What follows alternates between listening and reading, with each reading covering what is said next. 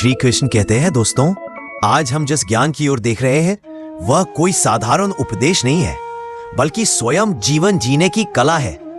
यह ज्ञान हमें हमारे मन की सबसे बड़ी शत्रु आसक्ति से सावधान करता है, जिसका वर्णन भगवद गीता के इस पृष्ठ पर किया गया है।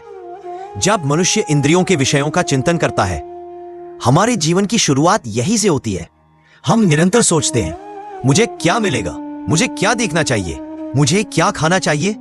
यह विषयों का चिंतन ही वह पहला बीज है जो हमारे मन की उपजाऊ भूमि में बोया जाता है। हम अपनी आंखें, कान और मन को बाहरी सुखों की ओर मोड़ देते हैं। यह क्षणिक सुख असल में हमारी सबसे बड़ी कमजोरी की शुरुआत है। याद रखिए, जहां आपका ध्यान जाता है, आपकी ऊर्जा भी वही प्रवाहित होती है।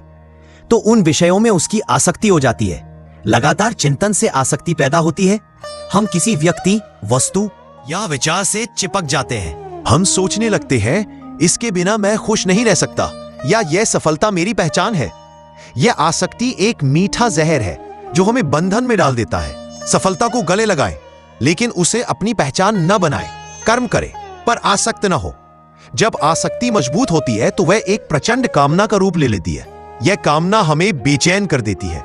हम उस वस्तु को पाने के लिए बेतहाशा दौड़ने लगते हैं। यह चाहिए कि भावना ही हमारे मन की शांति को भंग करती है। यह कामना ही वह अग्नि है जो हमें कर्म करने के लिए प्रेरित करती है, पर यदि यह अनियंत्रित हो जाए तो हमें जला भी सकती है। अपनी कामनाओं पर नजर रखें। क्या वे आपको ऊपर उठा रही है या आपको नीचे खींच रही है? और कामना में बाधा पड़ने पर क्रोध उत्पन्न होता है। यह सबसे खतरनाक मोड़ है। जब हमारी प्रचंड कामना पूरी नहीं होती, जब हमें निराशा हाथ लगती है, तब उस हताशा का परिणाम होता है क्रोध। क्रोध वह आग है जो पहले हमें ही जलाती है। यह हमारे विवेक, हमारे संबंधों और हमारे